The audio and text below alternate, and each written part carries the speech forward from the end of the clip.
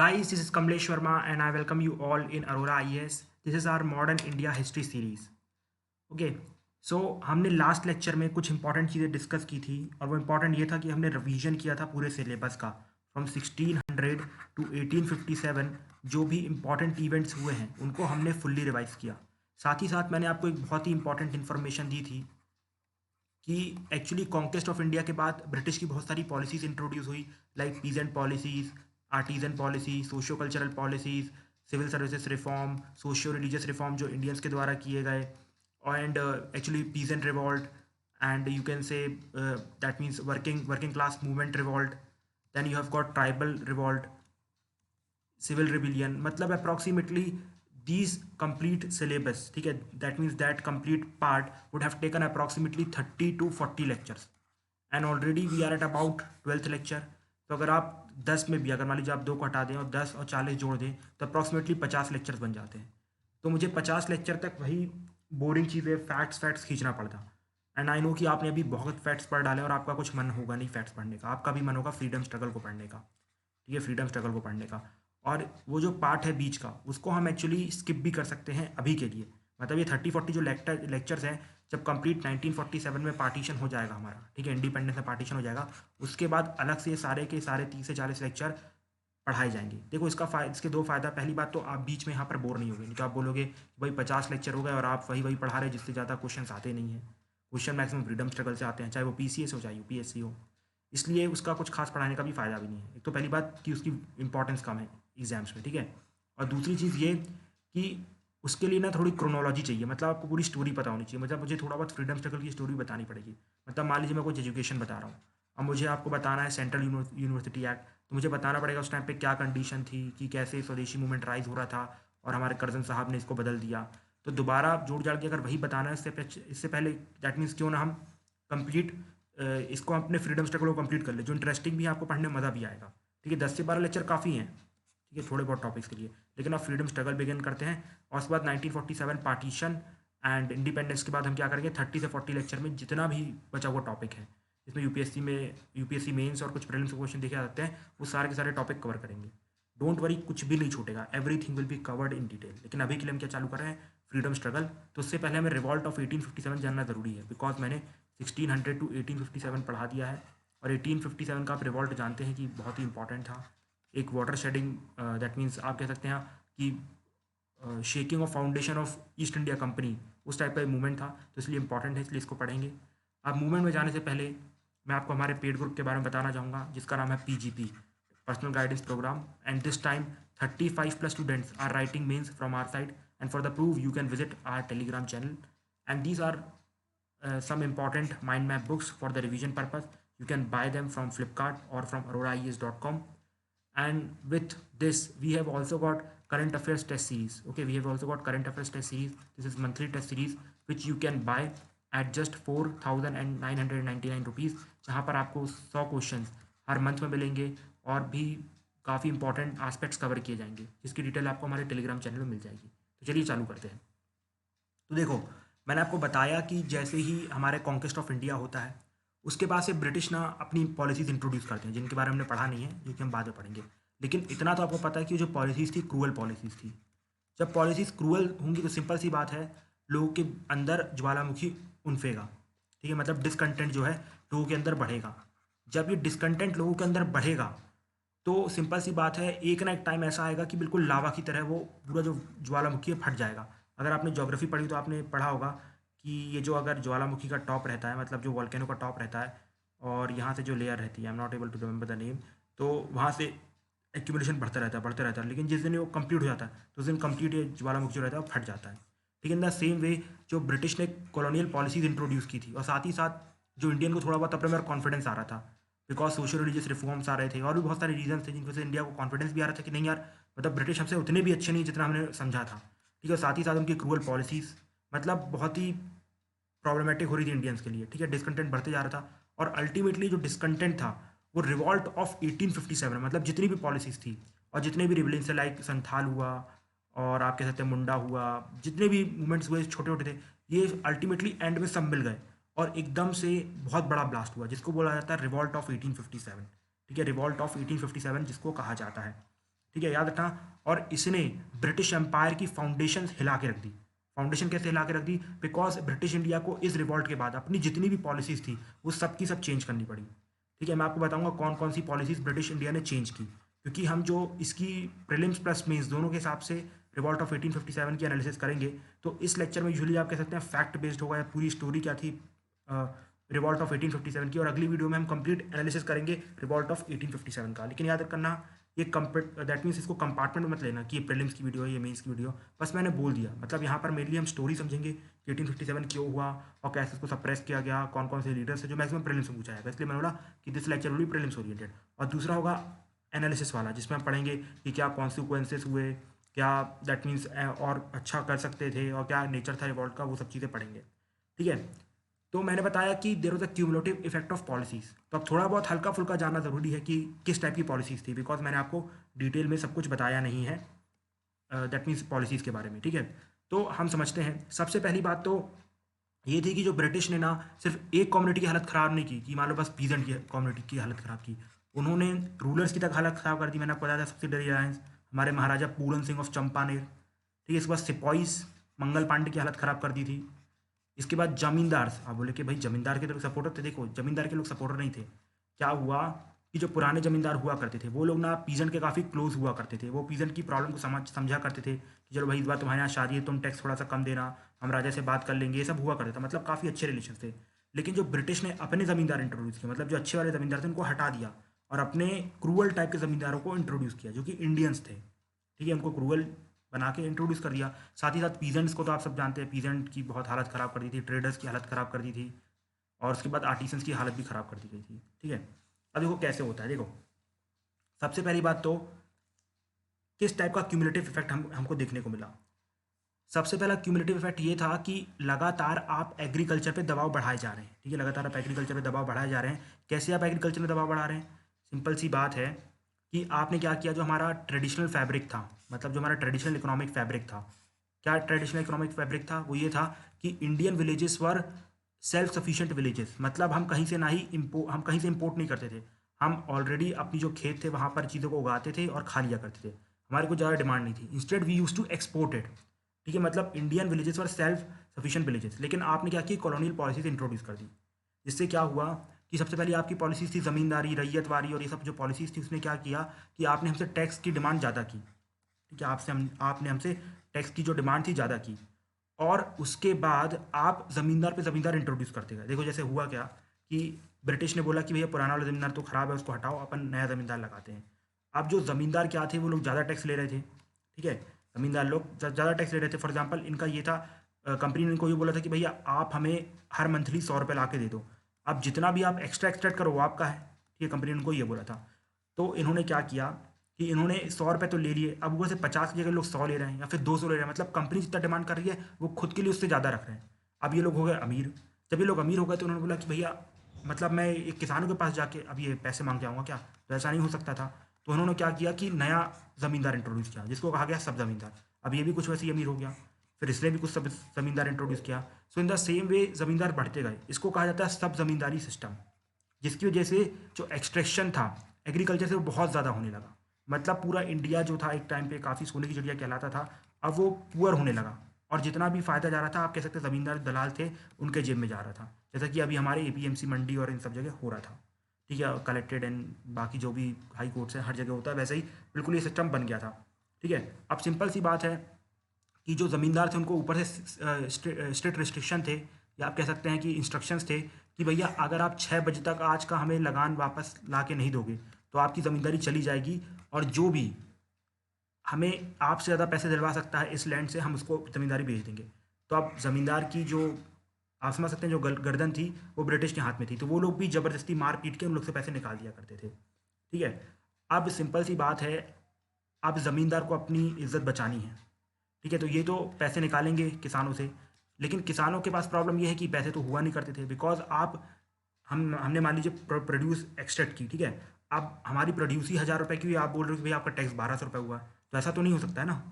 अब भैया आप मतलब पूरी प्रोड्यूस से ज़्यादा टैक्स मांग सकते हो, ऐसा ऐसा नहीं हो सकता है। ठीक है, तो सिंपल सी बात, ये लोग अपना जो ज़मीन है, आप जानते हैं इंडियंस के लिए जो ज़मीन होती है सबसे ज़्यादा इंपॉर्टेंट होती है, माँ समान होती है, तो उसको बचाने के लिए लोग चले जाते थे मनी लेंडर के पास और उससे मांगते थे कि भैया मेरी ज़मीन गिरवी रख के कुछ पैसा दे दो तो मैं टैक्स चुका दूंगा। तो अब ये टैक्स तो चुका दिया करते थे, लेकिन मनी लेंडर आप जानते हैं चक्रवर्ती ब्याज लगाया था, इंटरेस्ट ऑन इंटरेस्ट, जिसकी वजह से क्या हुआ कि उनके ऊपर जो प्रेशर था वो बढ़ता गया। ठीक है, that pressure kept on increasing. तो यहाँ पर वही चीज़ कहा जा रही है कि आपने रेवेन्यू डिमांड्स बढ़ा दी गई, और साथ ही साथ ना फेमाइन्स आना बहुत चालू हुए थे। देखो फेमाइन ऐसी कंडीशन होती है जहाँ पर मैक्सिमम पार्ट में जो उनका एडमिनिस्ट्रेशन है जो कंप्लीट, इसकी वजह से भुखमरी बहुत ज़्यादा छा जाती है। ठीक है, भुखमरी छा जाती है। अगर आप सिंपल शब्दों में समझे तो भुखमरी छा जाती है, मतलब खाने के लिए अन्न भी नहीं रहता है, ना ही गवर्नमेंट आपको दे रही है और ना ही आपकी ज़मीन कुछ अन्न निकाल पा रही है, बिकॉज आपने ऑलरेडी सब बेच दिया है। तो फेमाइन की कंडीशन बनने लगी, और उसी टाइम पे आप रॉयल दरबार ऑर्गेनाइज कर रहे हो। आपको पता होगा कि एक्चुअली लॉर्ड लिट्टन साहब ने जो एक रॉयल दरबार ऑर्गेनाइज किया था, मतलब उस टाइम पे फेमाइन आया था। आप एक तो बहुत ज़्यादा टैक्स ले रहे हो, और ऊपर से फेमाइन बढ़ते जा रहा हो, फेमाइन के लिए कुछ नहीं कर रहे हो, ऊपर से अपने राजा के आने के ऊपर बहुत सारे पैसे उड़ा रहे हो। तो ये बात इंडियंस को अच्छी नहीं लग रही थी। ठीक है, तो ये आप देख रहे हो किस तरीके से डिसकंटेंट पैदा हो रहा है कि हम यहाँ मर रहे हैं और आप पैसे फ्री में उड़ा रहे हो।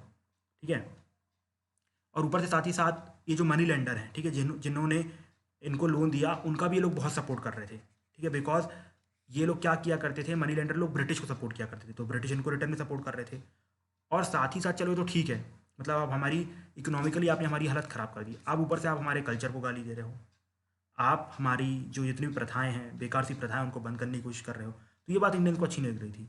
ठीक है, तो ये थी बात पीजेंट की। ठीक है, अब जो आर्टिजन्स थे, आर्टिजन मतलब जो चीज़ों को बना के बेचते हैं ना, आपको पता है कि एक टाइम था जब हमारे यहाँ से सबसे ज़्यादा जो कारपेट थे और जो ऊन की जो चीज़ें थी या कॉटन की जो चीज़ें थी, वो सब बहुत एक्सपोर्ट हुआ करती थी। वो सब कौन बनाते थे? आर्टिजन बनाते थे। ठीक है, तो ब्रिटिश ने उनको हराने के लिए क्या किया, फॉरेन मार्केट में बहुत ही ज़्यादा ड्यूटी लगा दी। फॉरेन मार्केट में क्या की, बहुत ही ज़्यादा ड्यूटी लगा दी। फॉरेन मार्केट में ड्यूटी लगाना मतलब ये कि अगर आप कोई भी इंडियन चीज़ खरीदोगे तो आपको उसके बाद टैक्स देना पड़ेगा। और कई जगह तो ऐसा भी देखा गया था, दैट मीन्स विपिन चंद्र अपनी बुक में मेंशन किया काफ़ी एग्जांपल्स, जिसमें बताया गया था कि one women was carrying a रुमाल ऑफ 100 रुपीज़ सपोज, ठीक है, ऑफ इंडियन ओरिजिन। सो उनके ऊपर 1,000 रुपये का टैक्स लगा दिया गया था। जब इस टाइप की कंडीशन आप करने लगो तो सिंपल सी बात है कि आपका फॉरेन मार्केट चला जाएगा, मतलब आपका फॉरेन मार्केट चला गया। और ऊपर से दूसरी बात ये थी कि मैंने आपको बताया था कि इंडियन जो स्टेट थी, जो राजा पूरन सिंह थे, उनकी हालत कर दी गई थी ख़राब। इनको बना दिया था सब्सिडरी अलायंस वाला। अब इनको मिलती थी सिर्फ पेंशन, वो भी थोड़ी बहुत, क्योंकि वो अपना गुजारा करते थे। तो उनके जो भी शौक थे कि लाइक अच्छे अच्छे कपड़े पहनना, और फिर आप कह सकते हैं कि जो अच्छे अच्छे बेलवेट रखना, अच्छी कुर्सियाँ बनवाना, ये सब चला गया, सब पैशन चला गया। सिंपल सी बात थी कि जब ये चीज़ें खरीदता कौन था, मतलब अच्छे अच्छे कारपेट्स एंड ये सब बाहर बिकते थे। अब बाहर के लोगों ने मार्केट कर दिया बंद, और इंडिया में जो इंडिया के रूलर्स थे उनको आपने कर दिया गरीब, तो इनका सामान कहीं बिक नहीं रहा था। ठीक है, और दूसरी तरफ आपका जो भी सामान आ रहा था, आप उनके ऊपर जीरो इम्पोर्ट ड्यूटी लगा रहे थे। मतलब जब हमारा सामान इंग्लैंड जा रहा है तो आप उस पर लगा रहे हो 110% ड्यूटी, और जब आपका सामान इंग्लैंड से इंडिया आ रहा है तो आप उसको भी लगा रहे हो जीरो ड्यूटी, जहाँ तक कि नेगेटिव ड्यूटी भी। ठीक है, तो आपने तो भाई हमारी पूरी हालत करवा दी, तो हमारा आपने फॉरेन मार्केट ले लिया। इंडियन जो रूलर थे आपने उनकी हालत खराब कर दी, तो वो लोग गरीब हो गए, तो उन्होंने हमसे सामान लेना बंद कर दिया। और ऊपर से आपने अपना मार्केट बहुत ही ज़्यादा फ्लड कर दिया, मतलब हमारा तो मार्केट आपने ख़त्म कर दिया, ना बाहर बिक रहा है, ना रूरल लोग खरीद रहे हैं, और जो आम जनता भी नहीं खरीदी, बिकॉज आपका सामान बहुत सस्ता हो गया, बिकॉज आपने उसको पूरा टैक्स कम कर दिया है। ठीक है, समझ में आ गया ना? ओके, तो अब इसकी वजह से क्या होगा कि जहाँ पूरे वर्ल्ड में इंडस्ट्रियलाइजेशन हो रहा था 1700 में, इंडिया में डी इंडस्ट्रियलाइजेशन हो रहा था, मतलब कि हमारी जो इंडस्ट्रीज थी बंद हो रही थी। अब सिंपल सी बात है, अब आर्टिसन को कहीं पर माल नहीं बिकेगा, खाना तो खाना है, तो अपना काम छोड़ के कहाँ जाएंगे, वो जाएंगे गाँव की तरफ, रूरल एरियाज़ की तरफ। और दोबारा कहाँ चलेंगे लोग? एग्रीकल्चर में। एग्रीकल्चर में ऑलरेडी बहुत ज़्यादा प्रेशर था। ठीक है, आपने इतना ज़्यादा टैक्स बढ़ा दिया है, सब्सिडी इंट्रोड्यूस कर दी है, प्रॉब्लम क्रिएट कर दी है, ऊपर से आपने और लोगों को भेज दिया। मतलब जो एक तरीके से, अगर मान लो बहुत ज़्यादा टैक्स है, फिर भी एक तरीके से 10 लोगों को 10-10 रुपये मिल रहे थे, अब आपने और लोगों को भेज दिया यहाँ पे हमारा इंडस्ट्रियलाइजेशन खत्म करके। तो यहाँ पर जो 10-10 रुपये थे वो तो 1-1 रुपये बटना चालू हुए, बिकॉज लोग बढ़ गए तो पैसे बटेंगे लोगों में। तो एक तरीके से आपने पूरा इकोनॉमिकली जो हमारा सिस्टम था, सेल्फ डिपेंडेंस विलेजेस का, वो पूरा कंप्लीट कर दिया। आर्टिजन को भी आपने बर्बाद कर दिया, और हमारे जो पीजेंट्स हैं उनको भी खराब कर दिया। ठीक है, अब मैंने आपको बताया कि उन्होंने हमारे जो रूलर्स थे, ठीक है, राजा साहब लोग थे, उनको भी ख़राब कर दिया था। कैसे उनको ख़राब किया?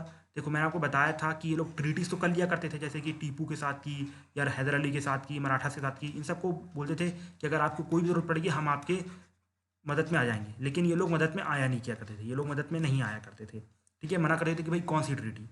तो ये इसकी वजह से क्या हुआ ना कि जो माहौल था ना, सस्पिशन वाला बन गया। मतलब इन्होंने ना बहुत ही टेंस टाइप का माहौल बना लिया, जिससे मान लो ब्रिटिश ने ट्रीटी तोड़ी। अब आप एक बार ये सोचो जब एक बार आप धोखा खा जाओगे तो आप सोचोगे नहीं यार मैं बाकी से भी धोखा नहीं खाना चाहता हूँ। ऐसे मान लो कि निज़ाम साहब ने बोला कि चलो कोई बात नहीं यार, अपन लोग मिल के हराते हैं हमारे अंग्रेज़ों को, आप मेरी मदद करना। तो सिंपल सी बात है कि एक बार ऑलरेडी हैदर अली साहब ब्रिटिश से धोखा खा चुके हैं, तो बोलेंगे नहीं यार निज़ाम भी धोखा दे सकता है, वो तो पहले भी उनसे बात कर चुका है। तो एक तरीके से सस्पिशन वाला माहौल बन गया, जिसकी वजह से कभी ये लोग यूनाइटेड ही नहीं हो सके। इन्होंने ट्राई किया यूनाइटेड हो, लेकिन ब्रिटिश की पॉलिसी ऐसी थी जिन्होंने इंडियन राज्यों को यूनाइट होने का मौका ही नहीं दिया। साथ ही मैंने आपको बताया सब्सिडरी अलायंस और डॉक्ट्रिन ऑफ लैप्स चल रहा था। सिंपल सी बात है, आप किसी से रोजगार छीनोगे वो तो मतलब आदमी से रिवॉल्ट करेगा ही।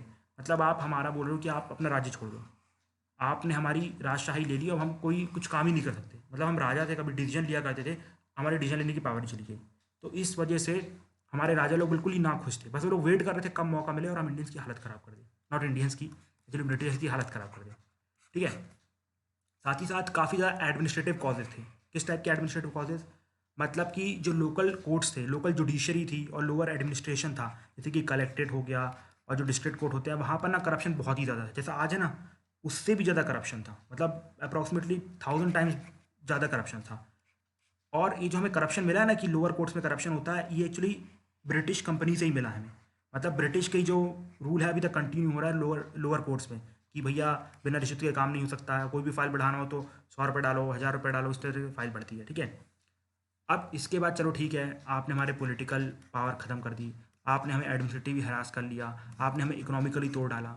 अब जोड़ जाड़ के हमारा कल्चर और हमारा रिलीजन बचा था, आपने उसको भी नहीं छोड़ा। ठीक है। आपने भेज दिया अपने क्रिश्चियन मिशनरीज, मतलब जो फादरी लोग थे, और वो लोग आके बोलने लगे कि भाई हमारे लॉर्ड साहब का आदेश है, आप हमारा रिलीजन एक्सेप्ट करिए, आपको बहुत फ़ायदा होगा, एंड ब्ला ब्ला दुनिया भर की चीज़ें बोलने लगे कि आपके रिलीजन में कुछ नहीं है। मतलब आप सोचिए, आप मुसलमान के सामने मुसलमान की बेइज्जती करेंगे, हिंदू के सामने हिंदू की बेइज्जती करेंगे, वो तो भड़केंगे ही। बिकॉज जो इंडियंस होते हैं, एक्चुअली जो पूरी कंप्लीट साउथ एशियंस होते हैं, अपने रिलीजन को बहुत पसंद करते हैं। आप उनके रिलीजन के बारे में कुछ ना बोलें, ऐसी बात रखी जाती है।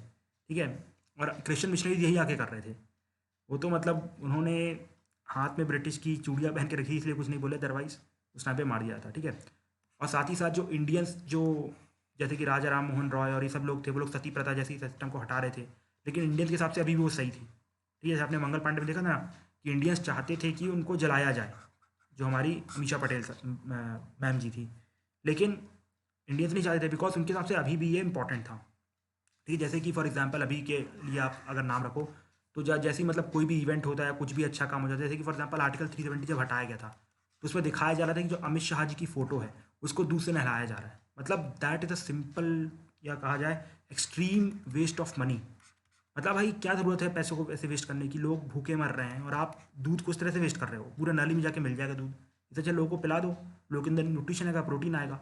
तो इस चीज़ को अगर आप बोलोगे लोगों के सामने कि भैया भगवान को दूध से नहलाया जा रहा है, तो लोग गुस्सा हो जाएंगे। ठीक है। आप भी गुस्सा होगे, लेकिन आप भी जानते हो, प्रैक्टिकली सोचो, मतलब दिमाग से सोचो, दिल से नहीं, कि ये सही में ख़राब है। ये दूध जो है वो मूर्ति में नहीं चढ़ना चाहिए, that doodh should go to poor people, जिससे उनका पेट भरे, जिससे उनका न्यूट्रिशन लेवल बढ़े, हमारे देश की तरक्की हो। ठीक है। तो इसी टाइप की कुछ कंडीशन हो रही थी। ठीक है। और साथ ही साथ कुछ ऐसे भावनाएं भी दिखने लगी थी, या ऐसी फेक न्यूज़ आने लगी थी कि बहुत ही जल्दी मॉस्क पे या टेम्पल्स पे टैक्स लगाया जा सकता है। अब हिंदू सब बोल रहे होंगे कि भाई पहले जजिया, अब जजिया के बाद इनका नया टैक्स। ठीक है। तो इस टाइप की चीज़ें चल रही थी। साथ ही साथ एक रिलीजियस डिसेबिलिटी एक्ट पास कर दिया गया था। देखो ये रिलीजियस डिसेबिलिटी एक्ट पास क्यों किया गया था, मैंने बताया कि क्रिश्चियन मिशनरीज इंडियंस के आसपास आ रहे थे, कि बोल रहे थे कि भैया आप कन्वर्ट हो जाओ क्रिश्चियन में। ठीक है। तो अब जब आप क्रिश्चियन में लोग कन्वर्ट हो रहे हैं, तो अब सिंपल सी बात है कि आप धर्म बदलोगे, सोचो, आप धर्म बदलोगे और आपके पिताजी आपको प्रॉपर्टी में हक दे देंगे, पॉसिबिलिटी ही नहीं है। ठीक है। तो इस इनको बचाने के लिए अब ये आप सपोज करो कि भैया एक तो क्रिश्चियन बन रहे हैं इतना रिस्क लेके, अपने पूरे समाज से पंगा ले रहे हैं, और आप बोल रहे हो कि आप हमें प्रॉपर्टी नहीं दोगे, तो सिंपल सी बात है कोई क्यों क्रिश्चियन बनना चाहेगा। अब धर्म में क्या खराबी है, वो हिंदू धर्म हो, मुस्लिम धर्म हो, सब अच्छे ही हैं। ठीक है। तो ये कंडीशन बन रही थी। तो यहाँ पर ब्रिटिश ने इनको हेल्प करने के लिए, जो कन्वर्टेड थे उनको हेल्प करने के लिए बोला कि भाई अगर आप रिलीजन बदलते भी हो तो don't worry, you can still have your fathers property. मतलब आप कोर्ट में जाना, हम आपको प्रॉपर्टी दिलवा देंगे आपके पिताजी की। अब पिताजी और गुस्सा हो गए यार, मतलब समाज के सारे पिताजी गुस्सा हो गए कि एक तो भैया हमारी कमाई हुई प्रॉपर्टी और वो जा रही है ऐसे ही, वो भी दूसरे धर्म के पास। तो इस तरीके से प्रॉब्लम्स चल रही थी। ठीक है। और उसके बाद कुछ आउटसाइड इवेंट हुए, जैसे कि उसी टाइम के आसपास आप ये देखेंगे तो एंग्लो अफगान वॉर हुआ था और पंजाब वॉर हुआ था। मैंने आपको टाइमलाइन बताई थी पिछले रिवीजन लेक्चर में। ठीक है। तो उनमें ये दिखाई दिया कि ब्रिटिश का विड्रॉल हुआ था। जैसे मैंने आपको बताया था कि एंग्लो अफगान वॉर में तो भैया शाह शुजा लोग ने मार के भगा दिया था, जो रेसिडेंट थे लोग ने भगा दिया था। पंजाब वॉर में भी काफ़ी सेटबैक देखने को मिले थे, किनको, हमारे ब्रिटिशर लोगों को। ठीक है, तो इन लोगों को दिखाई दे रहा था कि भाई ब्रिटिश जितने पावरफुल दिख रहे हैं उतने हैं नहीं, अंदर से लोग कमज़ोर हैं, ऐसा उन लोगों ने मान लिया था। ठीक है, लेकिन ये इनकी वही गलती थी जो 1890s में, हाँ 1890s में, जो नॉट 1890s, एक्चुअली 1690s में जो गलती हमारे ब्रिटिश ने की थी औरंगज़ेब के खिलाफ। उन्होंने सोच लिया था कि जो एक्चुअली हमारा जो ब्रिटिश लोग हैं, मतलब जो मुगल्स लोग हैं, वो काफ़ी कमज़ोर हैं, इनको अटैक किया जा सकता है, लेकिन बाद में समझ में आया नहीं यार ये तो बड़े पावरफुल लोग हैं। तो सेम गलती यहाँ पर इंडियंस करने जा रहे थे। लोगों को लग रहा था कि ब्रिटिश बहुत वीक है, लेकिन ऐसा कुछ था नहीं। ठीक है, अब जो मेन जो रिवॉल्ट बढ़ा था वो एक्चुअली सिपाहीज की वजह से बढ़ा था। सिपाही मतलब सिपाही, उनसे बोलते नहीं आता था, गंवार थे थोड़े, तो सिपाही। ठीक है, सिपाहीज की वजह से ये जो रिवॉल्ट बढ़ा था। तो हम थोड़ा सा समझ लेते कि सिपाहीज लोगों ने क्यों रिवॉल्ट किया, मतलब उनको क्या प्रॉब्लम हो गई थी कि वो लोग एकदम से रिवॉल्ट की तरफ बढ़ गए। देखो कंडीशन ये आ गई थी कि इनकी जो आर्मी की कंडीशंस थी ना, वो उनके रिलीजन से मैच नहीं कर रही थी। आपको बहुत अच्छे से दिखाया गया था मंगल पांडे मूवी में। ठीक है, उसका एग्जांपल भी दूंगा मैं। लाइक फॉर एग्जांपल सबसे पहले ये कंडीशन पता कब आई थी? 1824 में। मैंने आपको बताया 1824 में क्या हुआ था। 1824 में हुआ था Burmese war, first Burmese war, जो ट्रीटी ऑफ यानदुबू साइन हुई थी।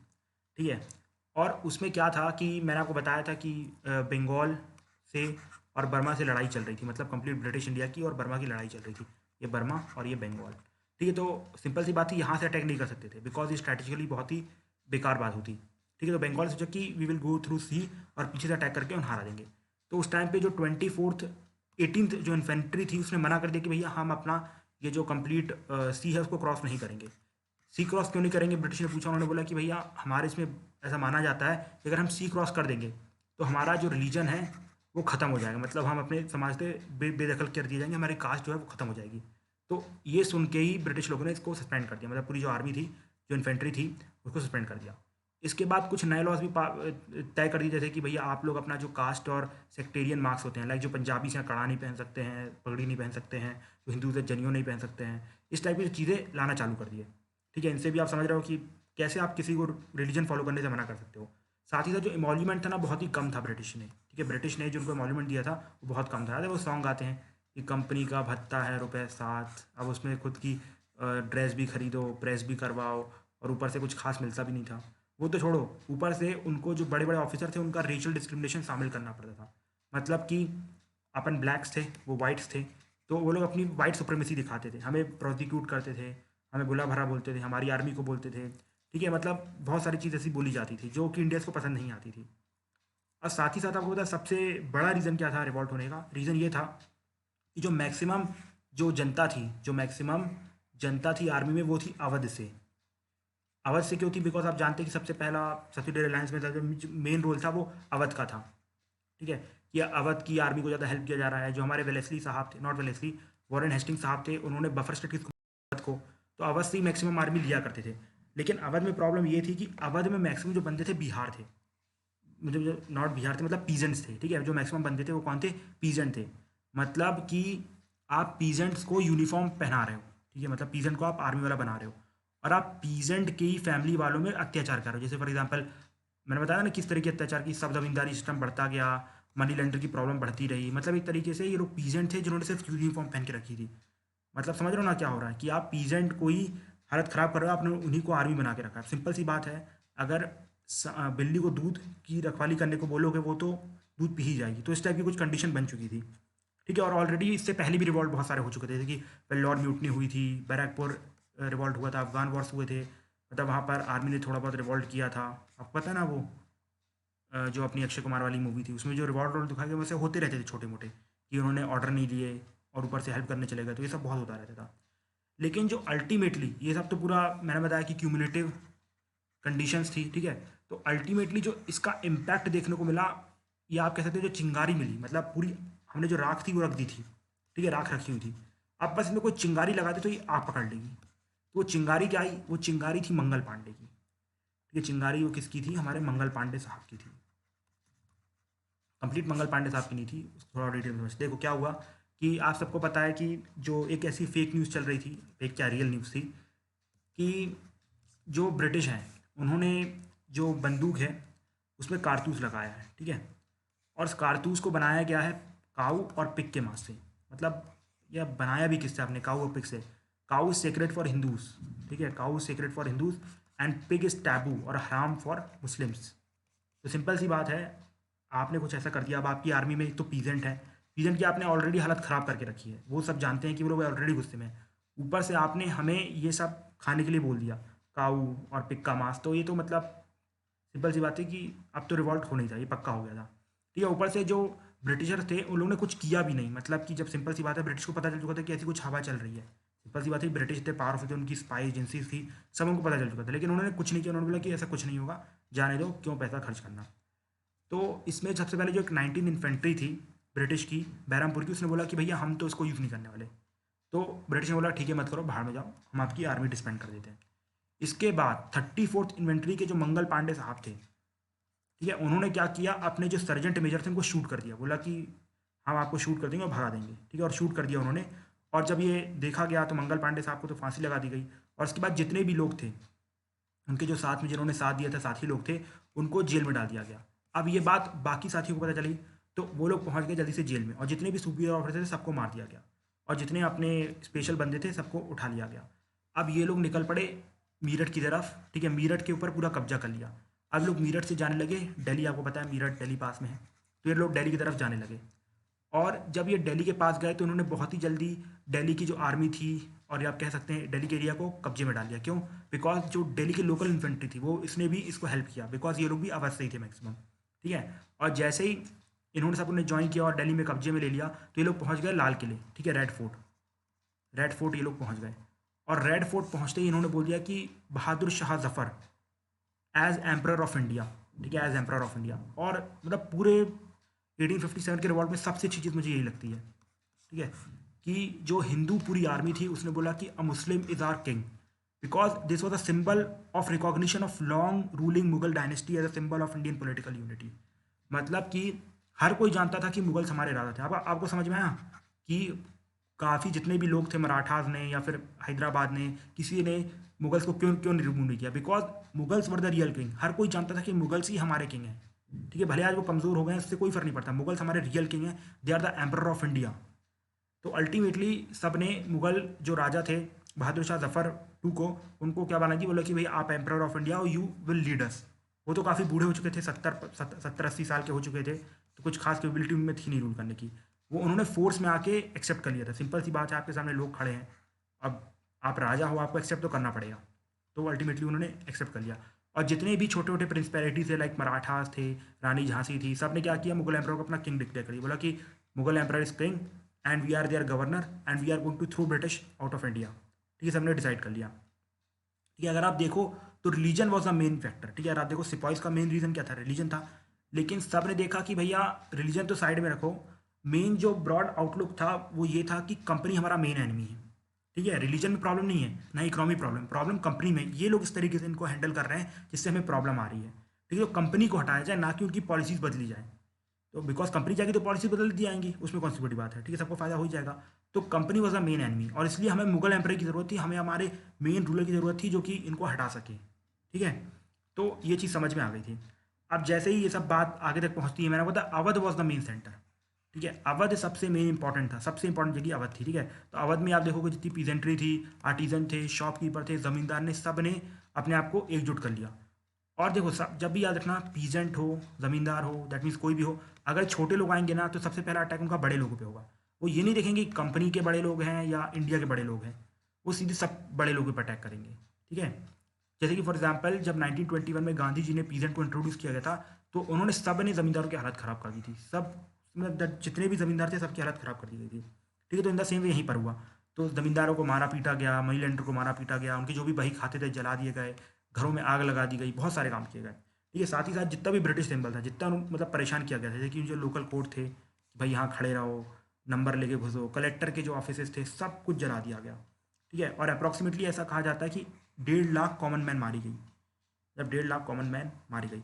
और ये इसके बाद सिर्फ सेंट्रल इंडिया में ही था, और भी नीचे नीचे धीरे धीरे पहुंचने लगा। लेकिन याद रखना, वेस्ट इंडिया में नहीं गया कुछ खास ढंग से, साउथ इंडिया में नहीं गया, नॉर्थ ईस्ट इंडिया में भी नहीं गया, लेकिन और काफ़ी जो रीजन था, टॉप का रीजन था, वहाँ पर पहुँचने लगा था। ठीक है, अब हमें ये जानना है कि कौन कौन से लीडर्स थे रिवॉल्ट में। ठीक है, कौन कौन से लीडर्स थे रिवॉल्ट में, बिकॉज आपको पता है कि बहादुर शाह जफर जो थे वो बस लीड नहीं कर रहे थे। ठीक है, because he was a nominal ruler. उनको तो फोर्स किया गया था कि भैया आप जो बाय चांस मुगल रूलर हो तो आप सबकी सत्ता अपनाओ, हम चाहते हैं मुगल एम्प्रर वर्सेस ब्रिटिश हुए वाइट, ठीक है, because you are the sign of our political unity, ठीक है। तो ये चीज़ थी। तो लेकिन मेन में आप सब जानते हैं कि अलग अलग रूलर जो थे वो लोग चीज़ों को हैंडल कर रहे थे। तो वो रूलर जो बहुत इंपॉर्टेंट है प्रीलिम्स के हिसाब से, तो उनको एक बार देख लेते हैं। सबसे पहले दिल्ली में बताया था कि नॉमिनल रूलर कौन थे, बहादुर शाह, जैसे कि हमारे प्रेसिडेंट साहब हैं। लेकिन जो रियल मतलब जो रियल रूलर थे वो थे जनरल बख्त खान, ठीक है, जनरल बख्त खान। और उन्होंने क्या किया था कि दिल्ली एडमिनिस्ट्रेशन को चलाने के लिए एक काउंसिल बनाई थी जिसमें 10 मेंबर थे। 10 में से 6 मेंबर थे मिलिट्री से और 4 मेंबर थे सिविल से। अब 4 मेंबर जहाँ पे सिविल में कौन कौन होगा, फाइनेंस होगा और ये सब चीज़ें होंगी। मिलिट्री में जानते हो दैट मीन्स होम अफेयर्स और ये सब चीज़ें आएंगी, ठीक है। लेकिन सब कुछ मुगल एम्पायर के नाम पे चल रहा था, Mughal empire is our king, ठीक है, इसको प्रोपोगेट किया था। उसके बाद जो सेकंड इंपॉर्टेंट रूलर थे वो थे नाना साहिब, ठीक है। ये क्या थे, जो नाना साहिब थे इनको अडॉप्ट किया गया था पेशवा के द्वारा। जो लास्ट पेशवा थे उन्होंने अडॉप्ट किया था, पेशवा बाजीराव टू उन्होंने अडॉप्ट किया था। आपको पता है ना पेशवा बाजीराव टू, हमने पढ़ा था इसके बारे में, आपको याद होगा, याद आया ना, ठीक है, याद आया तो कमेंट सेक्शन में लिखो, ठीक है। तो पेशवा बाजीराव टू थे, इन्होंने ही आपको याद है कौन सी ट्रीटी साइन की थी, ये आप तो लिख देना यार, अब तो थोड़ा सा हिंट भी दे दिया हूँ 20 से, ठीक है।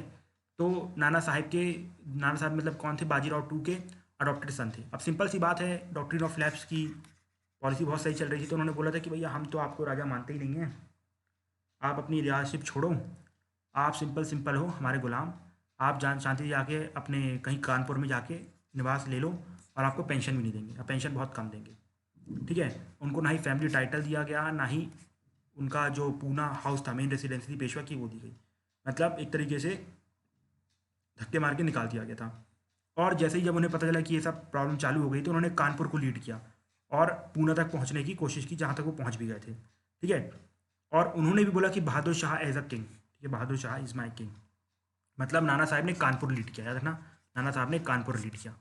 इसके बाद थी बेगम हजरत महल। मैंने आपको अवध के बारे में बताया था कि जो मिस गवर्नेंस के चार्ज में लॉर्ड डलहौजी ने, जो उनके बेटे थे, उनको हटा दिया गया था, बिकॉज डॉक्ट्रिन ऑफ प्लस वहाँ लगी नहीं सकती थी, बिकॉज उनके राजा के तो 100 बच्चे थे, वो तो लगनी नहीं थी। तो इसके बाद लेकिन जो सन थे वो काफ़ी माइनर थे, न्यू नवाब थे। लेकिन फिर भी जैसे ये मूवमेंट चालू हुआ तो बेगम हजरत महल, जो उनकी दैट मीन्स नवाब की वाइफ थी, और जो बच्चा था उसकी जो माँ थी, उन्होंने अपने बच्चे को बोल दिया कि he is a new nawab and nawabship दोबारा अवध में चालू होती है and I am going to lead for her, ठीक है। और याद रखना, इन्होंने भी अपनी आर्मी में या आप कह सकते हैं अपने एडमिनिस्ट्रेशन में हिंदू मुस्लिम दोनों का रखा था, ठीक है। बेगम हजरत महल ने कहाँ लीड किया, अवध में, याद रखना, ठीक है। और याद रखना कि जो उनके बेटे थे उनको नवाब प्रोक्लेम कर दिया गया था, ब्रिटिश के द्वारा नहीं, उनके द्वारा। इसके बाद एक इंपॉर्टेंट रूलर थे खान बहादुर। खान बहादुर ने कहाँ लीड किया था, बरेली में, ठीक है। ये जो खान बहादुर थे एक ज़मींदार हुआ करते थे, ठीक है। और जो रोहिलखंड में थे ज़मींदार, मतलब बहुत बड़ी ज़मींदारी थी इनके पास, रोहिलखंड में थे, लेकिन इनको भी निकाल दिया गया था धक्के मार के, बिकॉज अच्छे वाले ज़मींदार थे, तो अच्छे वाले ज़मींदार तो चाहिए नहीं थे, क्रूअल वाले हो तो आपको रख लेंगे, लेकिन क्रूअल वाले नहीं थे, अच्छे वाले थे। तो उन्होंने जोड़ते जोड़ते 40,000 की आर्मी लगा दी थी, ठीक है, 40,000 की आर्मी लगा दी गई थी, ओके। इसके बाद थे कुंवर सिंह, जिन्होंने बिहार को लीड किया, ठीक है। और उस टाइम पे 70 साल के थे ये। और सेम इनका भी था, ये जो उनके जो भी ज़मींदारी की स्टेट्स थी उसे डिप्राइव कर दिया गया था, मतलब ज़मींदारी से हटा दिया गया था। इसके बाद थे मौलवी अहमदुल्ला, इन्होंने फैज़ाबाद में लीड किया, तो इतना याद रखना। इसकी बात थी रानी लक्ष्मीबाई, मणिकर्णिका, ठीक है, she belong to Jhansi, everyone knows this. और हम सब जानते हैं उनके जो बच्चे थे वो अडॉप्टेड थे, ठीक है। गंगाधर राव को बेबी नहीं हुआ था बट ही डाइड एक्चुअली, सो उन्होंने एक अडॉप्टेशन रखा था। लेकिन ब्रिटिश साहब ने मना कर दिया था, ठीक है, ब्रिटिश साहब ने मना कर दिया कि भैया आपकी जो झांसी है उसको हम ले लेंगे, आपको हम रूल करने नहीं देंगे। और इसके बाद जब ये सब हुआ तो उन्हें निकाल दिया गया उनके महल से। तो तात्या टोपे ने भी आके उनको सपोर्ट किया, जो कि नाना साहब के काफ़ी क्लोज एसोसिएट थे, ठीक है। और साथ ही साथ जो सिंधिया रूलर्स थे और लोकल रूलर्स थे उन्होंने भी रानी लक्ष्मीबाई के पीछे काफ़ी सपोर्ट किया, ठीक है। मतलब Tatya Tope, Scindia ruler, local ruler, इन सब ने रानी लक्ष्मीबाई को सपोर्ट किया। और आप उनका कॉस्ट तो जानते हो, उनका मतलब खास कुछ बताने की जरूरत नहीं है। इसके बाद एक इंपॉर्टेंट पर्सन थे शाहमल, ठीक है। अभी तक आपने देखी कि सारे के सारे रूरल थे, लेकिन एक्चुअली में जो शाहमल साहब थे वो एक कॉमन मैन थे, ठीक है, जिन्होंने क्या किया कि जितने भी हेडमैन थे विलेजेस के, मतलब अप्रॉक्सीमेटली गांव गांव गए और वहाँ के अप्रॉक्सीमेटली 84 विलेजेस के हेडमैन को और पीजन को मना लिया कि भैया आप हमें इसमें हेल्प करो, आपको जितनी भी ब्रिटिश की पॉलिसी थी उससे आज़ादी मिलेगी। और इन्होंने एक 3 प्रॉन्ग स्ट्रैटेजी बनाई थी। वो स्ट्रैटेजी क्या थी कि सबसे पहली बात तो लोकल की हेल्प की जाए, ठीक है। उसकी वजह से लोकल्स क्या करेंगे, आर्मी को दोबारा रिटर्न में हेल्प देंगे। कैसी हेल्प देंगे कि जितनी भी लाइन ऑफ कम्युनिकेशन है, जैसे कि ब्रिटिश मान लीजिए झांसी जा रहे हैं तो बीच की जो लाइन है वो तोड़ देंगे, ठीक है, रोड्स हैं उसको तोड़ देंगे। और साथ ही साथ जो गांव है उसमें एंटर करने नहीं देंगे अगर वो लोग उन्हें हटाने की कोशिश करेंगे। और फिर साथ ही साथ इन्होंने बहुत सारा फूड सप्लाईज और बारूद दारूद सब तैयार किया गया। और सबसे इंपॉर्टेंट चीज़ थी इनकी, ये होती है हॉल ऑफ जस्टिस। मतलब इन्होंने क्या किया कि अब सिंपल सी बात है, एडमिनिस्ट्रेशन तो था नहीं, तो उन्होंने खुद का एक हॉल ऑफ जस्टिस बनाया जहाँ पर वो छोटे छोटे केसेस सुन रहे थे और केसेस को बहुत ही आसानी से सॉल्व कर रहे थे विदाउट एनी फीस। ठीक है, लेकिन आप सब जानते हैं जो रिवॉल्ट था ज़्यादा तो चलना नहीं था, कभी ना कभी तो अंत होना था, और ब्रिटिश पावरफुल थे, ये सब जानते थे। ठीक, तो ब्रिटिश ने टेक ओवर करना चालू किया और दिल्ली जो था उसको 20 सितंबर को अपने सत्ते में ले लिया। ठीक है, मतलब एक तरीके से रिवॉल्ट ऑफ 1857 मेन लेवल पे ख़त्म हो गया था। ठीक है, और जितने भी हमारे आप कह सकते हैं बहादुर शाह टू के बेटे थे, बच्चे लोग थे, उनको पॉइंट ब्लैंक रेंज में उड़ा दिया गया था। मतलब बिल्कुल सर के ऊपर रखा गया और उड़ा दिया गया, और काफ़ी को तो फांसी लगा दी गई थी सबके सामने। ठीक है, और जो किंग थे उनको रंगून में डिपोर्ट कर दिया गया था, और उसके बाद वो रंगून में ही मर जाते, मतलब बर्मा में। ठीक है, इसके बाद जो हमारे नाना साहब थे वो नेपाल चले गए थे। उसके बाद उनके बारे में कुछ खास सुनने को नहीं मिला कि कहाँ गए। जो तात्या टोपे साहब थे वो बच बुचा के कहीं जंगल में पहुँच गए थे, मतलब जो मध्य प्रदेश के जंगल थे वहाँ पर पहुँच गए थे। लेकिन वहाँ पर क्या हुआ कि कोई चोर था, वो आपने मूवी देखी है ना मर्द, मैं हूँ मर्द टांगे वाला, तो उसमें कोई इन्फॉर्मेशन पास ऑन कर देता है तो ब्रिटिश आके उनको मार देते हैं वहाँ पर। इसके बाद रानी झांसी सब जानते हैं, she was a brave women and she died during a battle field. ठीक है, मतलब बैटल फील्ड में फाइट करते करते मरी। इसके बाद जो बेगम हजरत महल थी वो भी नेपाल में जाके छुप गई थी। ठीक है, उनका भी फिर कुछ खास अता पता नहीं चला। और जो कुंवर सिंह और बख्त खान, खान बहादुर, ये सब काफ़ी ओल्ड पीपल थे। ठीक है, तो उनकी डेथ हो गई। ठीक है, इनकी खुद ही डेथ, नेचुरल डेथ हुई। ठीक है, मतलब ब्रिटिश का प्रेशर तो था, वो बात की बात है, बट फिर भी इनकी डेथ हो गई। ठीक है, तो इस तरीके से हमने सप्रेशन ऑफ रिवॉल्ट देख लिया। ठीक है, और अल्टीमेटली जो भी प्रीलिम्स में आ सकता था वो हमने सब देखा इस वीडियो में। अब बचता है एनालिसिस वाला पार्ट, जो कि हम देखेंगे अगली वीडियो में, because already I think 30 minutes हो चुके हैं। Okay, so till that time, thank you and have a nice day friends, we will meet in the next video.